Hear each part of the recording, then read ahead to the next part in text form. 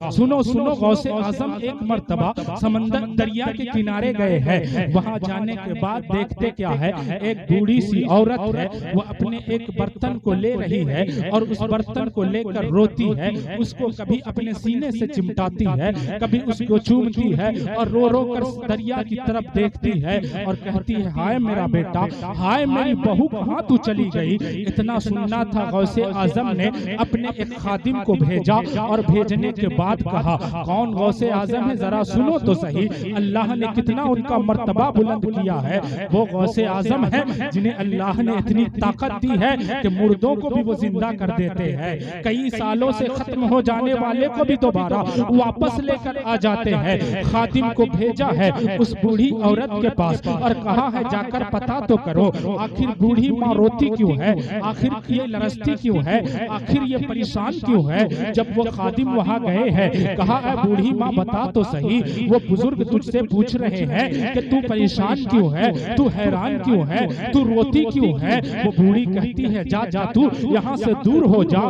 सारे लोग ऐसे ही करीब आते हैं और आकर पूछते हैं, तू रोती क्यों है, तू परेशान क्यों है, लेकिन वो कुछ मेरा हल नहीं निकालते हैं, इसलिए मैं नहीं बताऊंगी, तू यहाँ से दूर चला जा। वो खादिम दूर जाता है, गौसे आजम खुद करीब आते हैं और आने के बाद बड़े प्यार से पूछते हैं, ऐ बूढ़ी माँ बता तो सही, आखिर तुझे किस बात ने परेशान कर दिया है, आखिर वो कौन सा दुख है जिसको लेकर तू रोती रहती है, आखिर वो कौन सी परेशानी है जो तुझे घर नहीं जाने दे रही है, दरिया के किनारे तू शाम के वक्त रो रही है। ऐ बूढ़ी माँ बता तो सही, तेरी परेशानी का सबब क्या है, तुझे तेरे रोने की वजह क्या है। वो बूढ़ी माँ कहती है, ऐ बेटा मुझसे दूर हो जा, मुझे परेशान ना कर, तेरे जैसे जैसे कितने पूछने वाले आए, लेकिन वो वजह को, लेकिन वो मेरी परेशानियों को दूर न कर सके। शायद उस बूढ़ी को पता नहीं था कि इस बार कोई आम नहीं पूछने वाला है, बल्कि इस बार वलियों का सरदार पूछ रहा है। उस बूढ़ी को पता नहीं था इस बार सिर्फ पीर नहीं है, बल्कि पीरों का पीर पूछ रहा है। इस बार कोई आम नहीं है,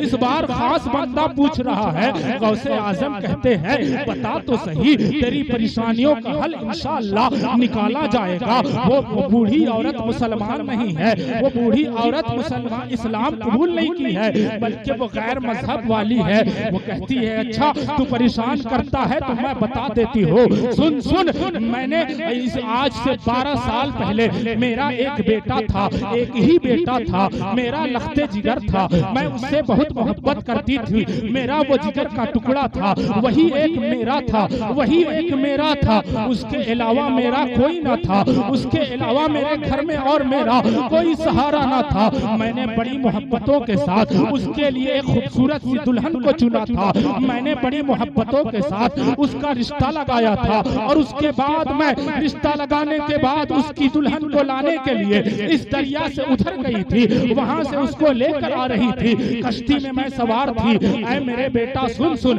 जब मैं करीब पहुंची हूँ, जब बाहर निकलना चाहती थी, मैं निकल गई और कुछ लोग निकल गए, लेकिन अचानक एक हवा चलती है, जिस हवा की वजह से कश्ती वापस दरिया में चली जाती है और ऐसा तूफान आता है बेटा कि वो कश्ती फिर से डूब जाती है और नजर के सामने एक माँ का कलेजा डूब जाता है, एक लखते जिगर डूब जाता है, जिसका सहारा कोई नहीं था उसका एक सहारा डूब जाता है। ऐ बेटा, मेरा वो सहारा मेरी नजरों के सामने डूब गया। बेटा तुझे पता है, एक माँ का एक ही लखते जिगर हो, एक ही जिगर का टुकड़ा हो और वो उसके सामने डूब जाए तो उसको कैसा लगेगा, उसके दिल पर क्या बीतेगी। इतना सुनना था, गौसे आजम की आंखों से भी आंसू जारी हो गए। कहा, माँ वाकई तेरा मामला बड़ा बड़ा बड़ा तेरा मामला पेचीदा है, बहुत दुख भरी तेरी कहानी है। ऐ माँ जा, अल्लाह तेरा भला करेगा, अल्लाह तेरे साथ अच्छा करेगा। इतना सुनना था, वो बूढ़ी कहती है, हाँ हाँ लोग ऐसे ही कहते हैं, तू भी यही कह रहा है, मुझे पता था कि तुझसे भी कुछ नहीं होने वाला है। इतना सुनना था, गौसे आजम जलाल में आ गए और कहा, कुछ रिवायतों में आता है कि फौरन उसी वक्त, कुछ रिवायतों में आता है कि गौसे आजम ने कहा, जा अपने मोहल्ले पलट कर जा, जा अपने घर पलट कर जा, जा अपने रिश्तेदारों के पास जा और जाकर कहते ना कि मेरे बेटे की जो बारात 12 साल पहले चली थी, कल वो घर सज कर आने वाली है, कल वो वो फिर से फूलों के साथ आने वाली है, कल फिर मेरा बेटा दुल्हा बनकर आने वाला है, कल फिर मेरी बहू दुल्हन बनकर आने वाली है। जा जा अपने शहर में ऐलान कर दे, जा जा अपने घर वालों को बता दे। इतना सुनना था, बूढ़ी को एक अजीब सा असर नजर आया गौसे पाक की बात में, उसने मान लिया, खुशी खुशी दौड़ गई, जाकर कभी रिश्तेदार को बताती है, जाकर कभी सहेलियों को बताती है, जाकर कभी पड़ोसियों को बताती है, कल मेरा फिर से बेटा दुल्हा बनकर आएगा, कल फिर से मेरी बहू दुल्हन बनकर आएगी। पड़ोसियों ने कहा बूढ़ी पागल हो चुकी है, इसका दिमाग खराब हो चुका है, जो बेटा 12 साल पहले मर गया हो वो कैसे पलट कर आएगा, वो कैसे लौट कर आएगा। सबने कहा इसकी आदत यही है, ये बेटे के गम में पागल हो चुकी है। सबने इसको मजाक में लिया, वो बूढ़ी बड़ी खुश हो रही है। इधर गौसे आजम बैठ गए हैं, मुराकबा में बैठ गए हैं। दूसरा दिन हुआ है, बड़ा सच धज कर अपने हिसाब से वो खुशबू लगाकर खुशी खुशी दौड़ पड़ी है। आज मेरा लखते जिगर आएगा, आज मेरा बेटा आने वाला है, आज मेरा सोना बेटा आने वाला है। फिर से उसके चेहरे को देखूंगी, फिर से उसकी खूबसूरती को देखूंगी। ये सोचकर वो जा रही है, दरिया के किनारे जाती है। गौसे आजम मुसल्ला बिछाते हैं, परवरदिगार की बारगाह में दुआ के लिए हाथ उठा देते हैं। ऐ मालिक, एक बूढ़ी औरत आई है, एक बूढ़ी औरत की दुख की कहानी है। इसके दर्द को मौला तू नहीं समझेगा तो कौन समझेगा। इसका एक ही बेटा था जिसको तूने ले लिया है। तेरा अब्दुल कादिर आज तुझसे चाहता है कि मौला इसके बेटे को वापस कर दे, इसके घर में फिर से खुशी को लौटा दे।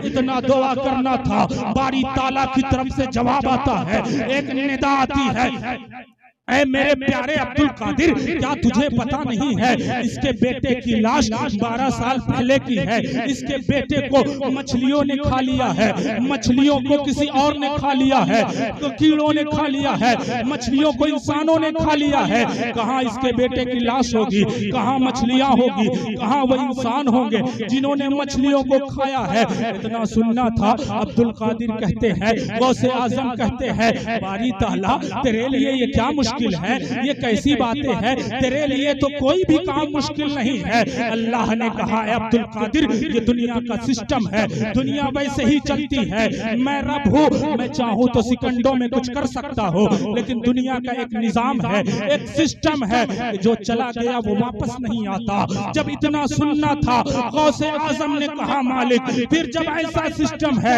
ऐसा तू चाहता है, तो फिर मुझे तूने विलायत का ये जुब्बा क्यों अता किया है, फिर तूने अपनी मोहब्बत का ये जुब्बा मुझे क्यों अता किया है। ऐ मेरे परवरदिगार, मैं इस कपड़े को उतार देता हूँ, मैं अपने आप को अब तेरा महबूब बंदा नहीं समझूंगा। इतना कहना था। अल्लाह तबारक व तआला को अब्दुल कादिर की अदा पसंद आई। उन्होंने नाराज होकर मोहब्बतों से कहा मालिक, फिर क्या फायदा है, तू मुझसे मोहब्बत करता है और एक मोहब्बत करने वाले की एक फरियाद न सुने। इतना कहना था। रब फरमाता है, क्या अब्दुल कादिर जा, मैंने तेरी दुआ कबूल की है। वो 12 साल से डूबी हुई कश्ती को तू आवाज लगा दे। अब्दुल कादिर गौसे पाक इधर आवाज लगाते हैं, ऐ बूढ़ी माँ के दुल्हे बेटे, आ वापस चला। इतना कहना था कि खूबसूरत सी कश्ती बुलंद होती है और उसी तरह से दुल्हा दुल्हन मुस्कुराते हुए आते हैं और माँ के कदमों से लिपट कर उसे मुबारकबाद देने लगे। नारे तक